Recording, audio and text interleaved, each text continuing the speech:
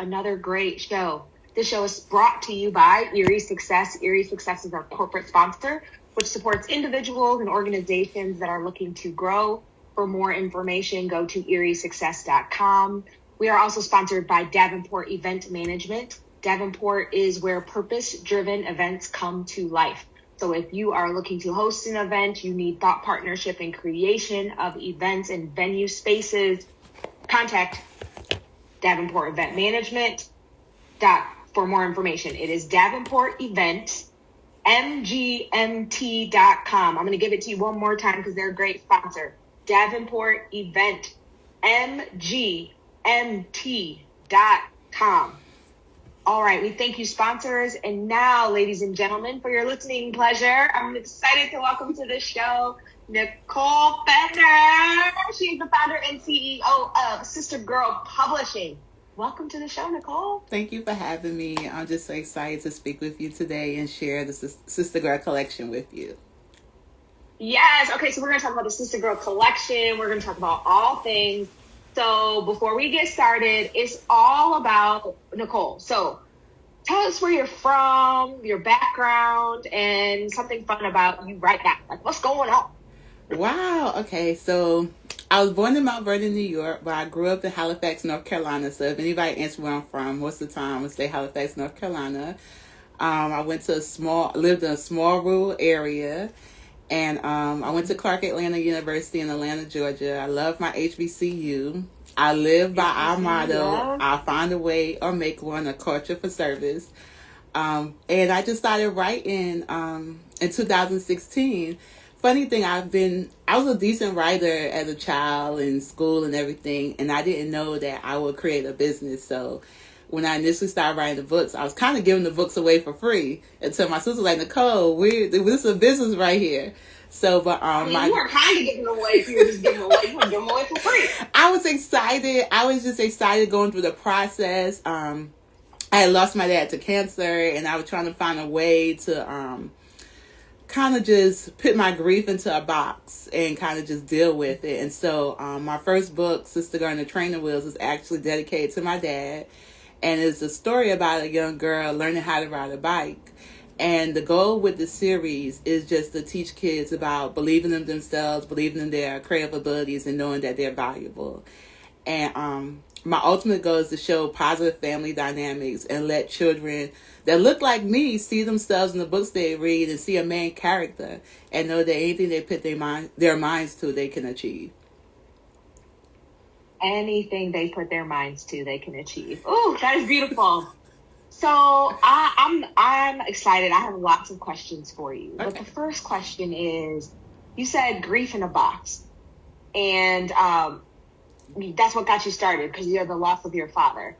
And it sounds like you used writing as an outlet or as a way to kind of start to think through how you would live life without your father. Is that still how you process grief or loss or change? Is it in the writing for you?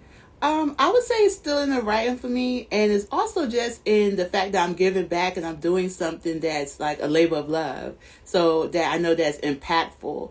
And grief is a tough subject because, just as children, just growing up and just sometimes we don't want to think about it. We kind of put it to the side. But for me, it was a way of, motivating myself and encouraging myself. And now when I look at the story, it's like, oh my gosh, all of this is like when people say from pain to purpose, or you find your purpose and you find what is that you want, how you want to make a difference in the world, how you want to show up in the world. So yeah, I did take something that was really sad and made it into something that's beautiful and that it has a positive message. And then fathers, the best content, one of the best forms of content I've ever received was when a father sent me a picture and he was teaching his daughter how to ride her bike. And he was like, after we read the book, my daughter's like, Daddy, we have to ride the bike. And I thought that was so beautiful. And that's the reason why I do what I do, yeah. That is a great thing. Have you ever considered writing a book about swimming? No, I haven't, but that's a good idea. So the reason, please take that idea. Here's why. Because as we're talking, as I am just listening to you, listening to the Holy Spirit, in the Black community especially, but in other communities as well, where there's less access, there are less Black children that know how to swim, right? It is a life skill that isn't necessarily passed down for lots of reasons, especially in the United States, right? It used to be because of segregation and not having access to pools, like public pools, and actually people teaching you how to swim, right? Slaves didn't know how to swim because then they could escape, right? All of that. And we want to understand the history, but we also want to move away from it and help support the next generation. And so as you were talking about riding a bike, I thought, I wonder if she's ever written a book about swimming and what it takes to be a swimmer and to use that life skill, because it opens up so many doors for so many things. Safety is, drowning. Exactly. Well, since we're talking about swimming, I'm alumni of an organization, of a program called American Express Founder of Change. And so since you're talking about swimming, it is another Black founded organization called Black People Will Swim. And I think she's doing an amazing job. I think she's based in New York. And she has where she's teaching kids in the inner cities how to swim. And I think it's just so good what she's doing.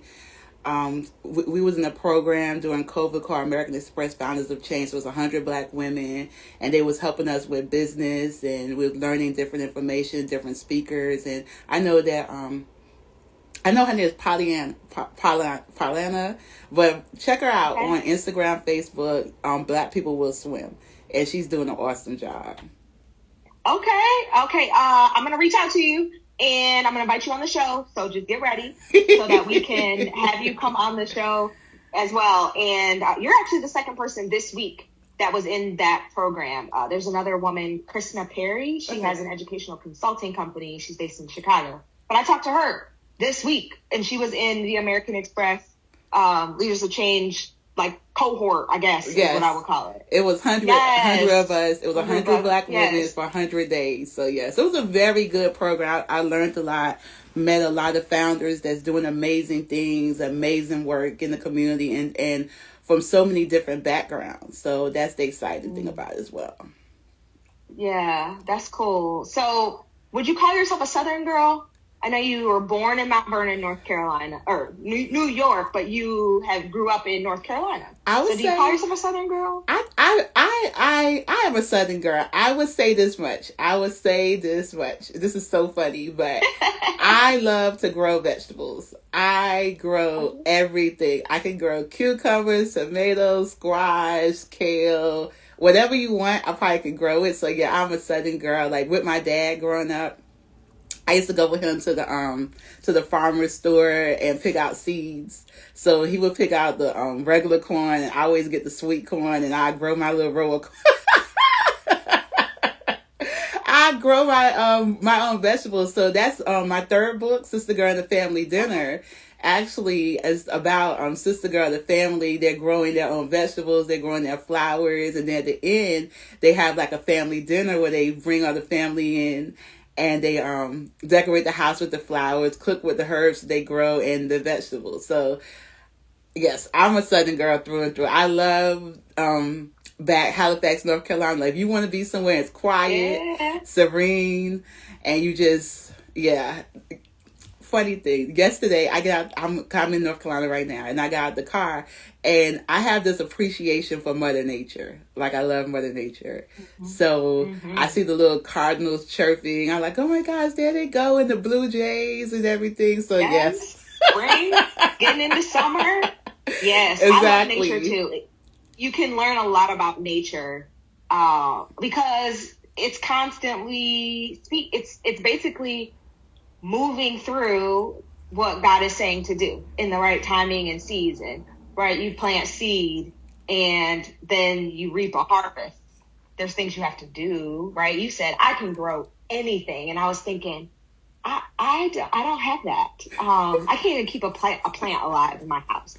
But I'm always like, I like to eat well. I want to eat well. I value it when people grow their own things. I would have to sow into, in terms of, I can buy the seed and then reap the harvest and maybe come and pull some weeds or something. But I recognize that the eating part the healthy eating, the clean eating, the knowing where your food is coming from is also very, very important. Yes, that's very important too, because that's something that's very important to me as well. Because I did a job called Growing Up Fit while I was an undergrad. I had went to ECU for a year, and through that program, I learned about teaching children how to eat different foods, and we would incorporate that into their diets with them during school, and we'll work out with them after school, and then we'll have like tutoring after school as well. But one thing I would like just for the listeners to know, just you don't have to have a big yard to grow something. You can have just a couple little pots by your window and grow say you want a tomato plant and have 5 or 6 tomatoes that come out. Or if you have just, they call it an urban garden. So you have little pots on, like, say, your balcony and grow you a couple tomatoes, some peppers. So it's possible. Kale, it's possible. It's just however you want to do it. And that's one thing. It's possible. And you're like, it's possible, so you can do it. So listeners out there, you can do it. I'm thinking to myself, I can do that. I feel like I could do that. I do. What I love though is that not only are you planting the seed of actual seeds like that in your garden, you are also planting seeds of knowledge in the book collection, in all the ways in which Sister Girl is riding bikes and hosting family dinner. So after the break, we're going to come back and dive deeper into the collection and your entrepreneurial journey. So stay tuned, everyone. We'll be right back after this quick break. We are talking with Nicole Fenner. She is the founder of Sister Girl Publishing. We'll be right back after this. Recording stopped.